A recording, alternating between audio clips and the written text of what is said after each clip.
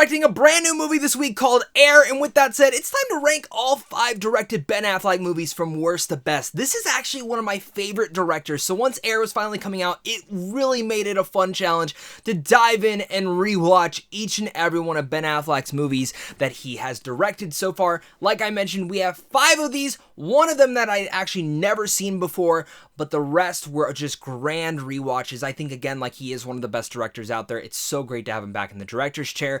I'm excited to be doing this ranking. I'm excited to have you guys here along for the ride. If you are new here, make sure to hit that like and subscribe button for more movie content on a daily basis. I'm just a movie nerd trying to have fun doing this on a daily basis, and I definitely want to have you guys along for the ride in the comment section. So leave your ranking for all 5 Ben Affleck movies. If you haven't seen Air yet, well, go out in the theaters and see it. Support this awesome movie, and then come back and let me know how you contribute that to your ranking. But with that said, let's dive in to this brand new ranking. My number 5 is 2016's Live by Night. Like I mentioned, this is Ben Affleck's last directorial effort before we got Air.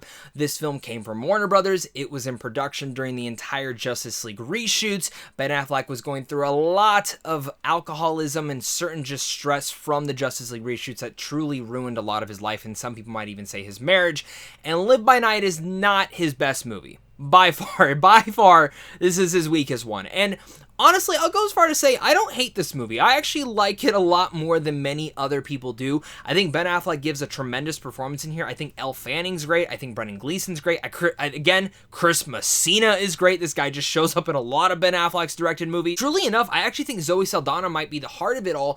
And when I do go back and check out Live by Night, I always find myself that I am a very massive fan of gangster flicks. And Ben Affleck directing a gangster movie in this time period is fascinating. I think the production design is exquisite. I think everything that Ben Affleck does on a production level, cinematography, is wonderful. The only thing that actually holds this film back from me is a lot of the pacing and specifically some of the heart of the story.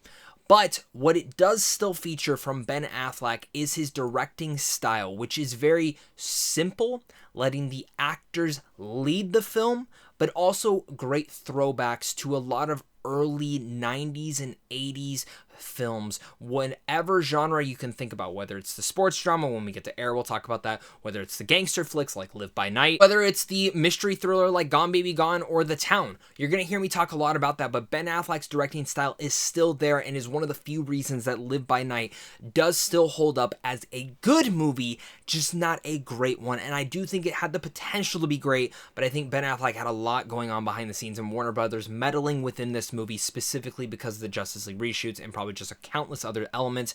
I think they were trying to make this a little bit more exciting, but in the end of the day, the pacing holds it back and the film feels a bit shallow when it comes down to its actual character development and its story developments overall. Now, my number 4 is Gone Baby Gone. Now, going back through this rewatch of all the Ben Affleck directed movies, this was actually the only one that I had actually never fully finished. It's the only one that also does not star Ben Affleck, just stars his brother Casey Affleck. So there's also the likes of Michelle Monaghan and Ed Harris, and this film was awesome. I would go as far as say 4 and 3 are tied. I flipped 4 and 3 back and forth to decide which one I actually liked more, but as of this moment, as me sitting down to do this ranking and record it, I feel that Gone Baby Gone is at number 4.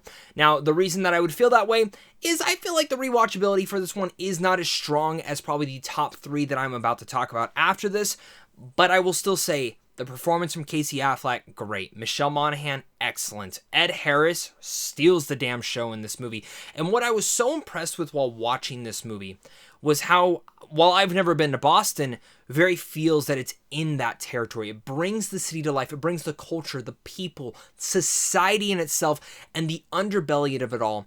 But what I love is that the twists and turns throughout here play for such a fun aspect, even though it's, it's about a missing kid. It plays for a fun aspect of how does everything connect and how does everything work alongside that.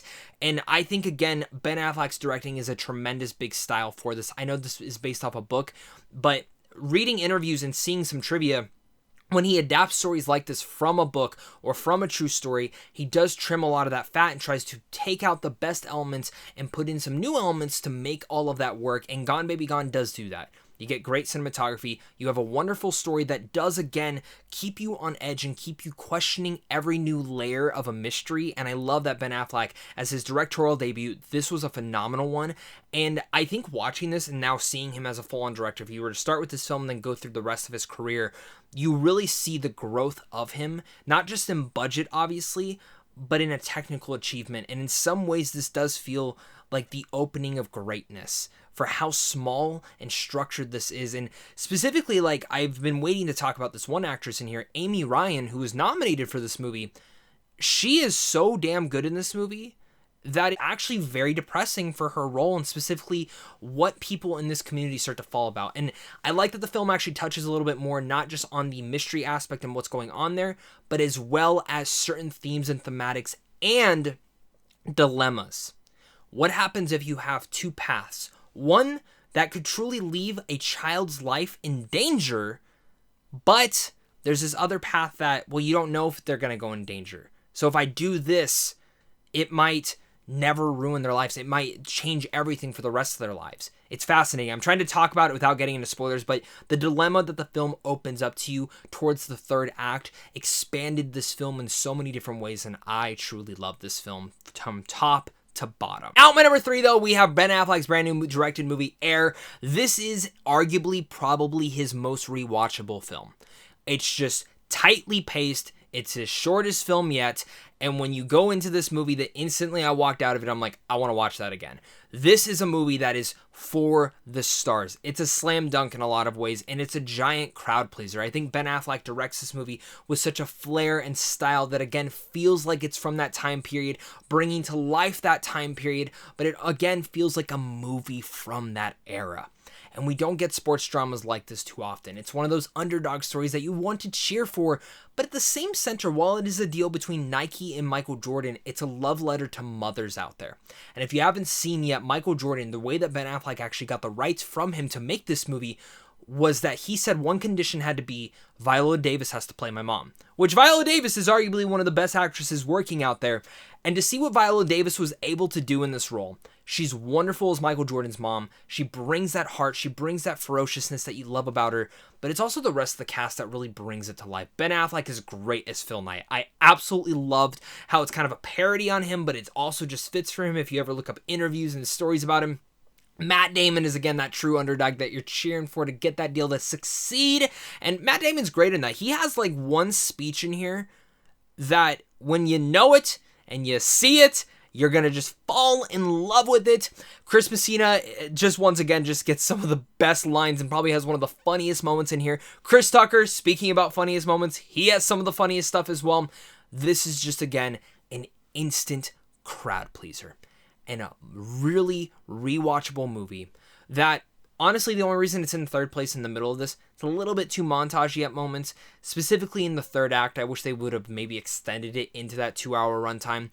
And as well, looking at certain things, there's one musical moment that's a little bit too on the nose for me. I understand a lot of this movie can be on the nose, but I expected a little bit more from that. It just felt a little bit too cheesy for me, but I loved Air. I cannot recommend it enough. Go see it in theaters this week. My number 2 is Ben Affleck's Best Picture winner, Argo. Still baffles me that he did not get nominated for Best Director, as well as even won. He deserved the win that year for Best Director. He was phenomenally directed this, and I think when you look at a technical achievement as a director, this is his best made film, as well as his best directed film. But when I go to nostalgia and just personal preference, this is my second favorite one. Getting to watch Argo with my fiance and show it to her for the very first time, it reminded me those first feelings when I did get to see it in theaters, of the intensity throughout. The fact that it follows the story of the CIA going into an Iranian revolution to save 6 Americans, but they have to pretend that they're making a movie. So to all these extremes that they have to go to, they have to make a script, they have to have the production, they have to have a manager, they have to have a producer, they have to have a director, they have to have all of these things, storyboards, everything. If you are someone who loves making movies or loves watching movies or knowing the process of filmmaking, the behind the scenes in Argo is wonderful to see every single little bit that goes into making a film, but the way that it goes into saving a person, because the tagline for this is the movie was fake, but the mission was real. And first off, Ben Affleck is incredible in this movie. He's really much a better director in this, though. I think his direction is insanely great. Alan Arkin has one of the most quotable lines in this entire movie called, "Argo, go fuck yourself." Love, love, love that line. John Goodman is incredible in this. Bryan Cranston's great. Again, Chris Messina is also great for when he's in it. The entire cast is great. I just, every time I go back to rewatch this movie, it's an intense thrill ride, but at the same time, a very entertaining thrill ride. One that keeps you on edge, the one that suspends you. And one scene in particular is an airport scene that Ben Affleck is in. That, you know, you go through an airport, it could easily be one of the most boring and mundane things you go through. If you've ever been on a plane, you know, just getting through like the TSA and going through and giving your ticket, it just always is so mundane. And he makes it one of the most intense experiences that I've ever had. Ben Affleck, you did that, you nailed it, and Argo is, yeah, I'll say it, it's a masterpiece. At my number one favorite Ben Affleck film is The Town. It's my favorite heist film of all time. In fact, this is the film that made me really start to come and want to start studying movies, specifically because of Ben Affleck's directing in here, and it became me kind of a heist junkie. It made me go back and watch Point Break for the first time, Heat. You can really much name every famous heist film ever. It made me go back and rewatch each and every one of those to study the great developments of those. And every time I went back and watched that, you can see Ben Affleck's pulled influence from those. And it also made me go and read the damn book, which the movie is 10 times better than the book. The book's still good, but The Town, for me, the way that it kind of dives in and contains a fascinating story about someone who wants to get out of the life of crime, the prince of crime in a sense, and when you look at his story, but this city, this world, your past, everything starts pulling you back in. It's hard to get out of that. And, you know, you have this great dramatical story, and again, this man living on two sides of one end who's actually falling in love with someone that they kidnapped at the beginning of this film, how that all ends up working. But on the other flip side of that, you get these amazing action set pieces that Ben Affleck really directs with such ferociousness and, honestly, thrillness. He knows how to keep you on edge the entire way through. We saw that in Gone Baby Gone, but what do you do that when you get a bigger budget? Now you can do these giant heist sequences. I love seeing them run in and whatever masks or suits they're trying to do in their escape plans. It always leaves it to such a high intensity. And it's so quotable, it's so rewatchable. One of my favorite things about this is like when you're looking at the scene where he goes and he tells Jeremy Renner, "We're going to go beat someone up.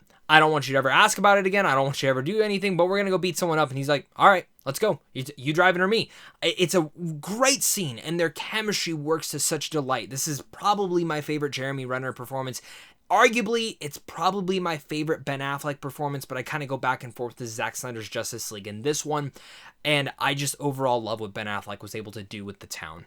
I probably rewatch this film once a year, and every single time I do, I fall instantly in love with it again, and it reminds me why it is my favorite heist film of all time, and my favorite Ben Affleck directed movie. And with that said, that's the end of this ranking. Make sure to leave your thoughts down below, hit that like and subscribe button for more movie content, because if you're a movie nerd, you truly are in the right place. And again, I can't wait to read your guys' rankings. I'm going to try to reply back to each and every one of you guys. The best ranking that I agree with, though, and the best descriptions gets the pinned comment for this video. Thank you so much again for watching, and of course, until next time, stay classy.